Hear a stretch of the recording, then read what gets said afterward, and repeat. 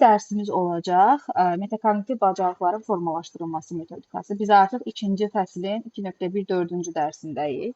İnşallah bugün 4-5-ci dərsləri keçəcəm 6-cı dərsə qədər. Sual verə bilərsiniz ki, müəllimə, metakognitiv bacarıq deyəndə nə nəzərdə tutulur? Metakognitiv bacarığı gəlin daha sadə dildə izah etməyə çalışım. Metakognitiv bacarıq deyəndə biz nəzərdə tutacağıq. Sən niyə ekranda qaldın? Hə. Biz nəzərdə tutacağıq ən sadə dildə mən nəyi bilirəm, necə öyrənirəm, bunu düz edirəmmi?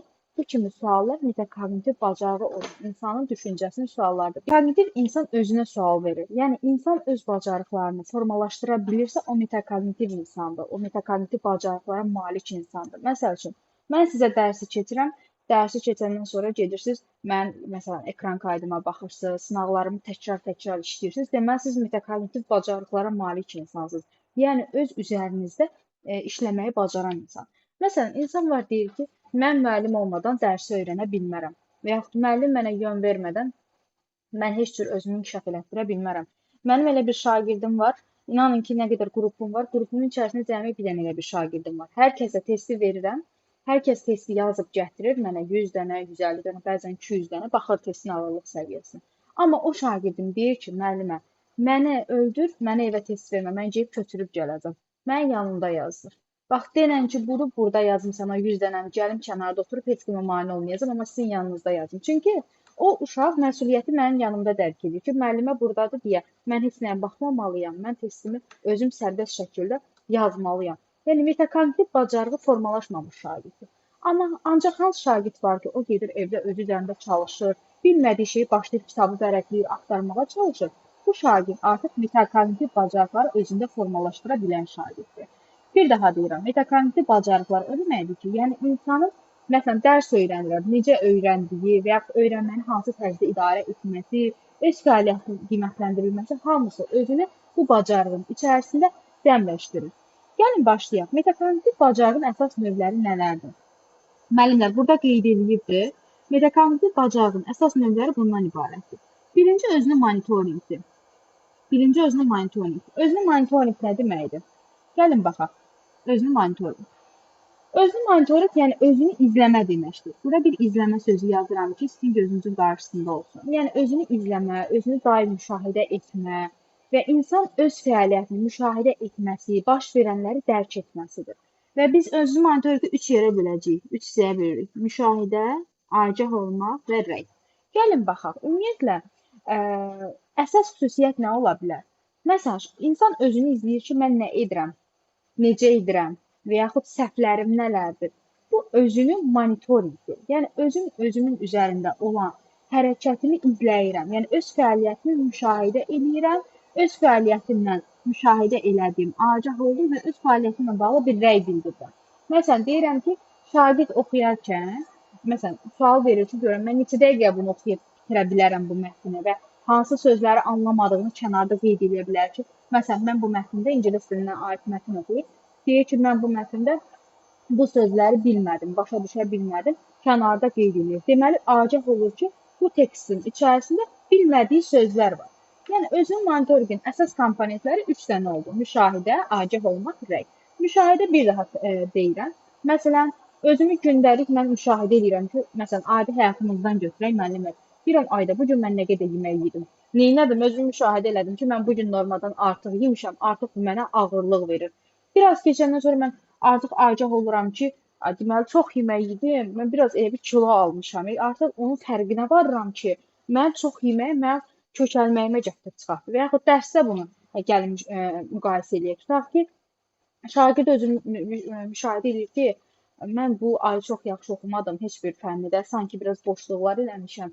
Mən summativ qiymətləndirmədən zəif nəticə alacağam. Bu özünü müşahidə edib görüb də bu şeyi. Agah o zaman olacaq ki, imtahan verəndə görəcək ki, artıq bu aşağı bir nəticə alır. Artıq zəifliyini, müşahidəsinin agahı olacaq həmin vaxt. Onun fərqinə varacaq. Bəs rəy nədir? Rəy odur ki, məsələn, mən tutaq ki, indiyənə qədər gördüyüm işlərlə bağlı kənardakı insanlardan rəy toplayıram. Yəni, öz fəaliyyətimi kənardakı insanlara bu iki cür ola bilər. Yazılı şəkildə də ola bilər, şifahi şəkildə də ola bilər. Tutaq ki, mən şagirddən öz fəaliyyətimlə bağlı parta yoldaşlarımdan rəylər alıram. Tutaq ki, bu rəydə onlar mənə bildirə bilərlər ki, sənin müsbət cəhətin nədir, sən hansı şeyə daha çox diqqət eləməlisən və yaxud bu məlumatlara daha ətraflı sən baxsan yaxşı olar kimi rəylər verirlər. Yəni ümumiyyətlə özünü monitorinq şagird odur ki, şagird özünü o zaman o bacarığı formalaşdıracaq ki, şagirdin özünü müşahidə etməyi, özünü agah olmaq və özünü kənardakılardan rəy toplamaq bacarığı komponentləri hamısı bir arada olsun. Özümüzü monitorik. Məsələn, müəllimlər, elə müəllim var, məsələn, dərslərə qoşulmadan, məsələn, hazırlaşır. Belə müəllimlər var, bəli. Bu müəllimlər artıq özünü monitorinqdir. Yəni, özləri üzərində müşahidə edirlər ki, mən hansı dərsdə zəifəm. Siz də, məsələn, müşahidə edə bilərsiniz. Onun dəxli yoxdur ki, siz müəllimlə hazırlaşırsınız və yaxud özünüz hazırlaşırsınız. Dərsdən sonra özünüzü müşahidə edə bilərsiniz. Mən bu gün Səbinə müəllimə mənə keçdiyi metakognitiv bacarıqların formalaşması dərsindən nəyi öyrəndim? Mən sizə 3 dənə burada bacarıq adı çəkəcəm. Bəlkə siz onun ikisini tam yaxşı başa düşəcəksiniz, birini düşməyəcəksiniz. Deməli, müşahidə edirsiniz ki, mən ikisini çox yaxşı anladım, amma birini heç yaxşı anlaya bilmədim. Növbəti dəfə test işlədəndə siz artıq agah olacaqsınız. Onun fərqinə varacaqsınız ki, həqiqətən mən demişdim də, mən özünü tənzimləməyi başa düşməmişdim. Görürsən, indi gətirdim, mən onu testdə səhv yazdım. Yəni, bu özünü monitorinqdir. Yəni, özünü izləmə bacarığının formalaşmasıdır. Daha sonra ikinci baxırıq müəllimlər, biz özünü tənzimləmə bacarığı. Özünü tənzimləmə nə deməkdir? Yəni, insan öz davranışını, öz öyrənməsini idarə etməsi deməkdir. Məsələn, biz qarşımıza bir məqsəd qoyuruq və bu məqsədə çatmaq üçün davamlı şəkildə yolumuzu tənzimləyə bilirik. Məsəl üçün, mən tutaq ki, şagirdəm, 4-cü qrup üzrə hazırlaşıram və mən hazırlaşdığım ixtisas qrupunda ağır fənlər var, kimya, biologiya kimi ağır fənlər var və bu fənləri mən öyrənmək üçün öz tənzimləmə yolunu seçməliyəm. Seçdiyim yol baxıram ki, heç uyğun deyil də, yəni çox çətindir, çox çətindir. Məsələn, mən o yolla daha yaxşı qavraya bilmirəm, nəticəm aşağıdır. Bu zaman nə edirəm? Mən başlayıram özümü tənzimləməyə, yəni mən yolumu dəyişirəm. Artıq strategiyalarımı fərqli seçməyə başlayıram. Bu zaman mənim əsas komponentlərim nə olacaq? Məqsədin müəyyən olunması, planlaşdırma və emosional tənzimləmə. Məqsəd qoyma nə deməkdir? Məsələn, siz hal-hazırda kurikulum dərsini dinləyirsiniz. Məqsədiniz nədən ibarətdir? Bəziləriniz sertifikasiyadan yüksək nəticə istəyirsiniz, bəziləriniz MİQ imtahanından yüksək nəticə istəyirsiniz.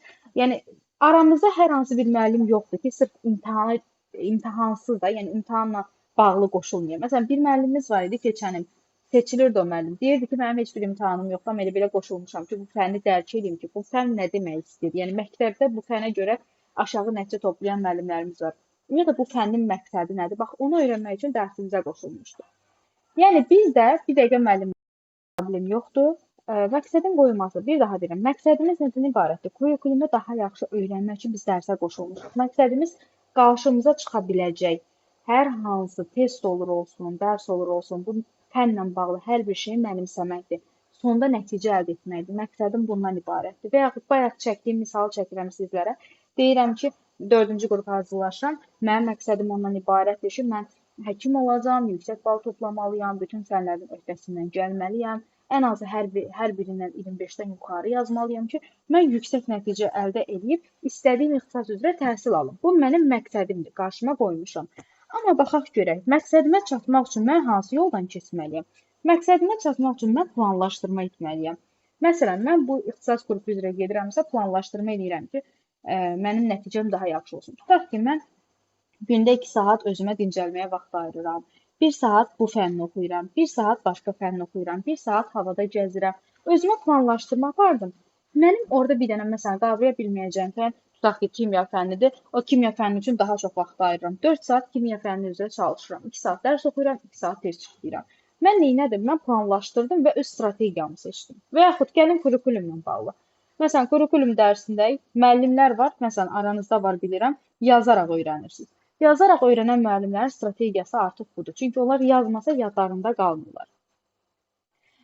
Məsələn, elə müəllim var, ancaq mənə qulaq asaraq, məsələn, yadında saxlayır. Elə müəllim var, ancaq yazaraq yadında saxlayır. Yəni, hər kəsin özünün strategiyası var və hər kəs bu strategiya üzrə, məsələn, öyrənmə bacarığını formalaşdırır. Bu da sizin planlaşdırmanıza aiddir. Yəni, sizin planınız ona görədir ki, siz sonda yaxşı nəticə əldə edəsiniz və bu plan üzrə də siz nəticəyə gedə bilirsiniz. Bilirsiniz ki, mən bu dərsi yazsam, Bu mənim yaddaşımda qalacaq. Bu mən unutmayacağam bunu.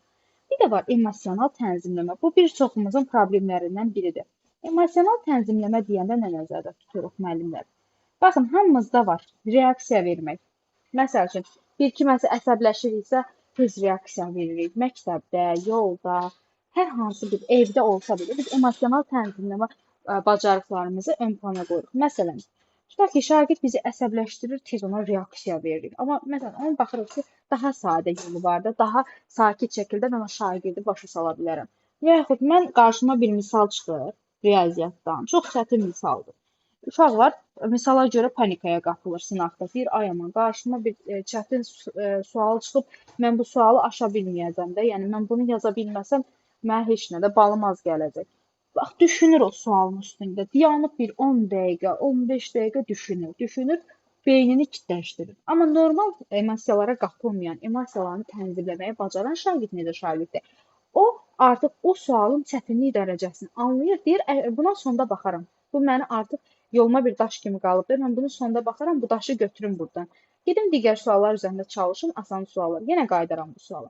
Bu şagird emosiyalarını tənzimləmə bacarığına malik olan şagirddir. Amma hansı şagird ki, o yanır sualın üstündə saatlarla baxır, vaxtının sonunda o sualı tapır.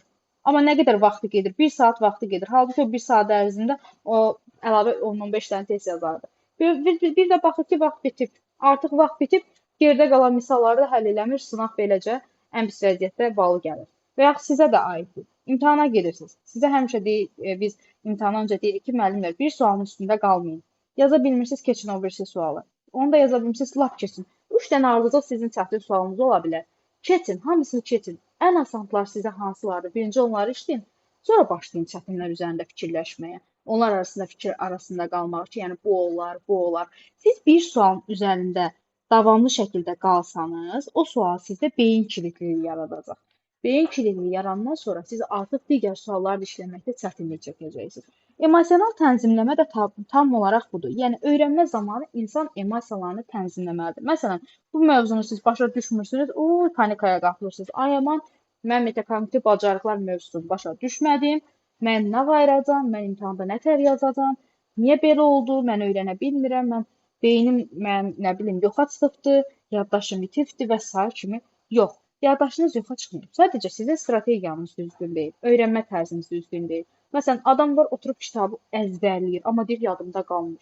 Deməli, sənin strategiyan əzbərləmək deyil. Sən başqa yollar yoxla.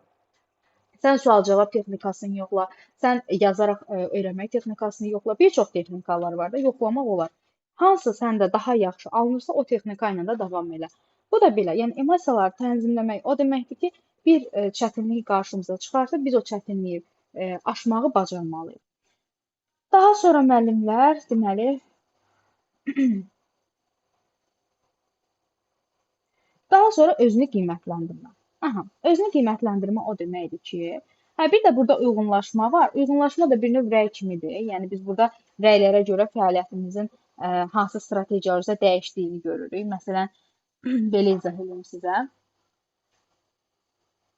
Belə izah edeyim bunu. Məsəl üçün, hər hansı kimsə mənə rəy yazıb ki, belə olsa daha yaxşıdır və mən nə edirəm? O rəylərə başlayıram, uyğunlaşıram, ona uyğun strategiyalarımı dəyişirəm. Tutaq ki, bayaq dedim, parta yoldaşımdan rəy aldım.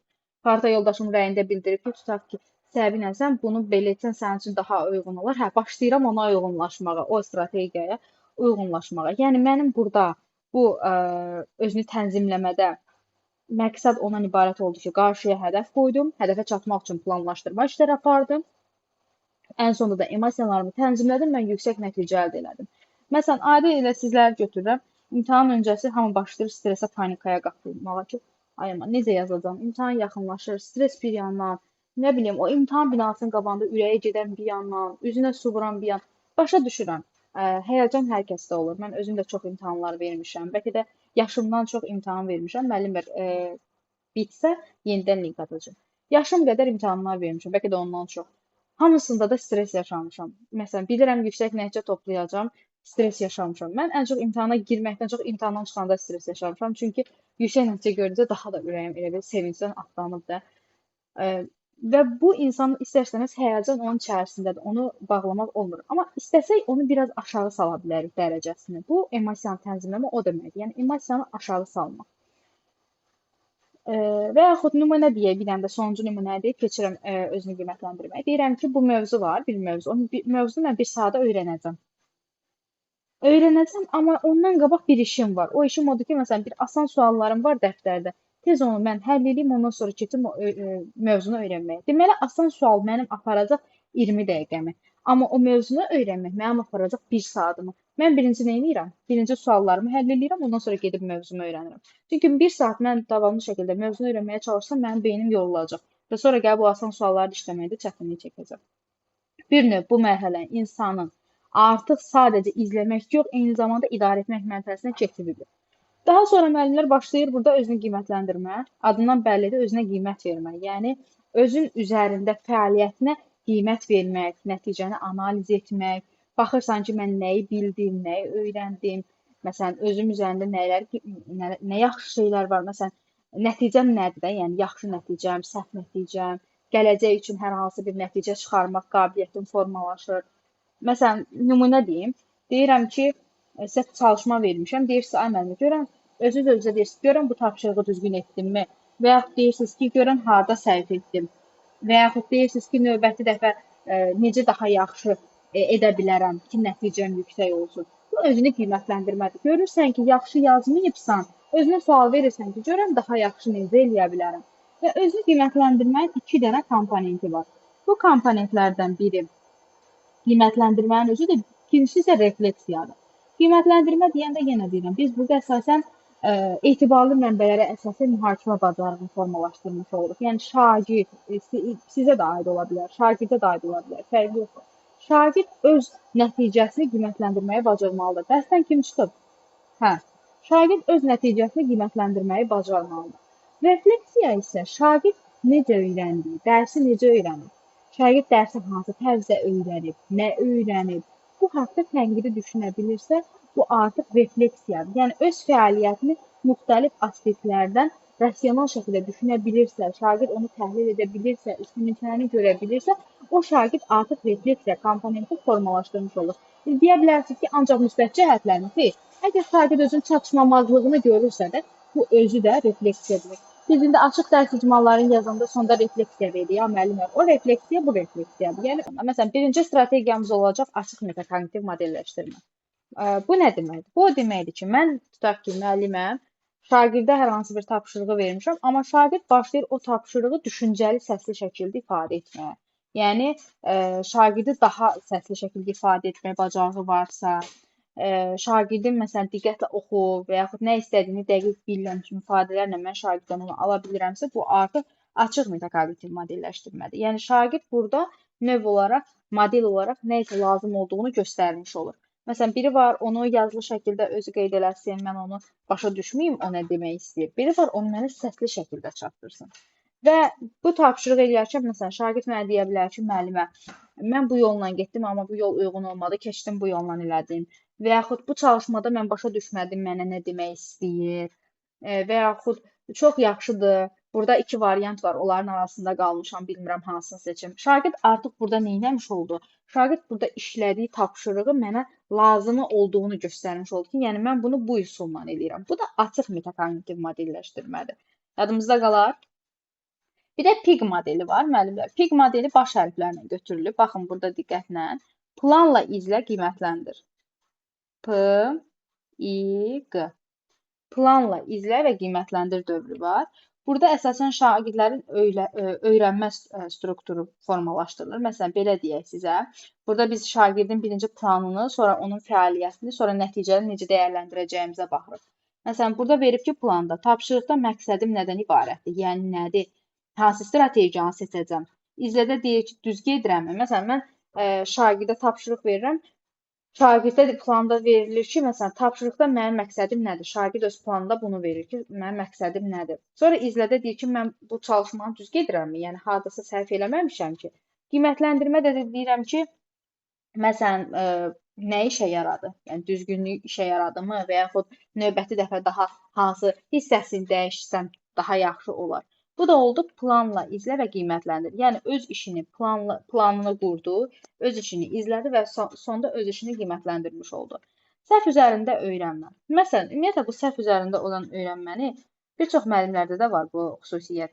Bir səhifə olan kimi, keçən dəfə bax siz, səhifiniz olan kimi hamınız şeylərdiniz, elə bil ki, matəmdir. Hamınız belə sakit, solğun şəkildə, biraz tez çətin olmuşdu. Elə elədiniz ki, elə bil ki, dünyanın sonudur. Yox.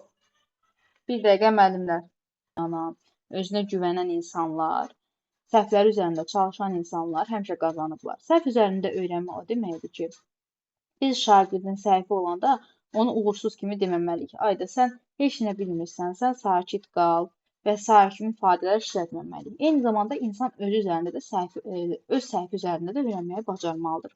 Məsələn, test işlədim, mən burada nəyi səhv elədim? Görən səhvim nədə idi? Ayda diqqətsizlik səhvi olub. Və yaxud elə bir səhv eləyərəm, heç o diqqətsizlik səhvi olmaz. Deməli, mən o mövzu haqqında məlumatlı deyiləm və mən əsasən səhvlərimdən nəticə çıxartmağı bacarmalıyam. Səhvi əgər mən razılaşmıram ki, yox, mən çox yazmışdım, bunlar səhv götürüb, test səhvdir. Yox, mən səhvəm. Test düzdür, mən səhv yazmışam. Mən o səhvimə baxıram. Əgər həqiqətən mənim isbatım varsa, mənim əsaslandırmam varsa, deməli, mənim fikrim, mənim bacarığım doğrudur. Yox, əgər mən səhvəmsə, artıq o səhvimdən nəticə çıxartmağı bacarmalıyam. Dördüncü gəlir strategiya müqayisəsi. Dördüncü. Strategiya müqayisəsində isə biz şagirdlərə ancaq hansı kontekstdə formalaşdırmağa çalışırıq. Məsələn, şagird deyir ki, bu məsələnin bir dənə yolu var. Amma mən çalışıram ki, bu strategiyaya əsasən mən şagirdi o bir yoldan çəkindirim, deyim ki, yox, bunun başqa yolları da var. O çıxsın o yolun axtarışına. Yəni beynini daha çox inkişaf elətdirsin. Və onun üçün o yol daha effektiv olacaq. Yəni şagird bir çox yollar axtaracaq, bir çox yollarda da o şagirdə, məsələn, o yanaşmaları mənə izah etməyə çalışacaq ki, müəllimə, niyə bu yolla gedirəm? Və bu zaman o yolları müqayisə etmiş olacaq. Biz buna da deyirik strategiya müqayisəsi. Daha sonra özünü qiymətləndirmə və qarşılıqlı qiymətləndirmə rubriklərlə iş var. Ümumiyyətlə, məsələn, sinifdə tək insan müəllim hesab olunmur da. Bütün şagirdlər, müəllim, hamısı bir yerdə sinifin nümayəndələri hesab olunurlar və müəllim qiymətləndirmə meyarını dərsin əvvəlində etməlidir ki, belə deyim də sizə rubriklərlə işi. Və biz rubriklərlə iş zamanı şagirdlərə ümumiyyətlə onların fəaliyyəti ilə bağlı əsas diqqət yetirməli olduqları məqamları bildirməliyik və onlara öz fəaliyyətini bu meyarlara əsasən dəyərləndirməli deməliyik ki, yəni buna əsasən etməlisiniz işinizi.